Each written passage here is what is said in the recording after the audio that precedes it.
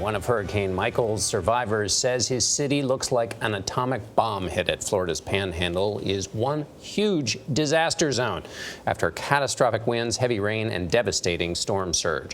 Michael was the third most powerful hurricane ever to make landfall on the United States mainland. The storm is being blamed for at least 2 deaths. More than 650,000 homes and businesses in the southeast have no electricity. Michael is now a tropical storm hitting the Carolinas with heavy downpours and threatening to cause tornadoes.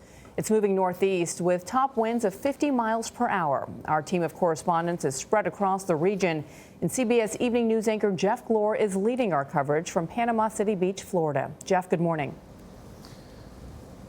Deanna, good morning to you. This is just a small bit of what we are seeing across the Florida Panhandle this morning. We're in Panama City Beach, where we got blasted by Michael yesterday. You can see this what was a food mart and gas station, the steel beams and the concrete remains, the rest of it in very rough shape. Michael came ashore with winds topping out at 155 miles an hour, just 2 miles an hour short of a Cat 5. And so now this morning is all about getting out to assess the damage and try to recover. With a howling, merciless violence, Hurricane Michael sliced into the Florida Panhandle. The storm devastated coastal communities as the lowest pressure hurricane to strike the U.S. mainland since 1969. And we'll get through this together. Hurricane Michael cannot break Florida. The destruction is widespread. In Panama City, the storm appeared to do its worst. Some houses and businesses are unrecognizable. The roof of the school gymnasium torn open. An entire freight train pushed off the rails. Sabrina Marshall was inside her home as parts were torn away from her. And the door just, and the roof flew off. Downed trees and tangled power lines have made many streets impassable.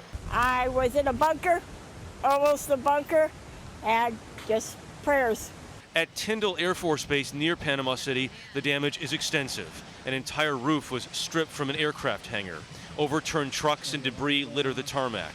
The base commander ordered an evacuation on Monday. Michael made landfall in Florida shortly before 1 p.m., hitting the tourist town of Mexico Beach. Powerful winds punished the coastline, ripping tops from buildings and sending them airborne. Like a jet engine with, the wind just super high pitched. You could feel it in your ears, like the pressure just changing it in and out. Officials say it could take months, if not years, to repair the damage. If you've never experienced a hurricane or a major storm, trust me, this is something that you never want to go through. One of the big challenges as people head out this morning and try to figure out how bad it all is all of the down power lines, as we've seen, and trying to navigate those or just stay away from those, because it remains such a danger this morning. President Trump is expected to visit this area early next week. Gayle, back to you. Hey, Jeff, I watched you last night. It was pretty dicey for you and the crew. What stands out to you this morning? It's the sounds, I think, Gayle, of what you heard when we had to go inside. The shrieking, the howls, the whistling of the storm that was trying to take down every window and wall that it could. It really does look like something out of a movie, a very scary movie. Thank you very much, Jeff Glor, reporting from Florida.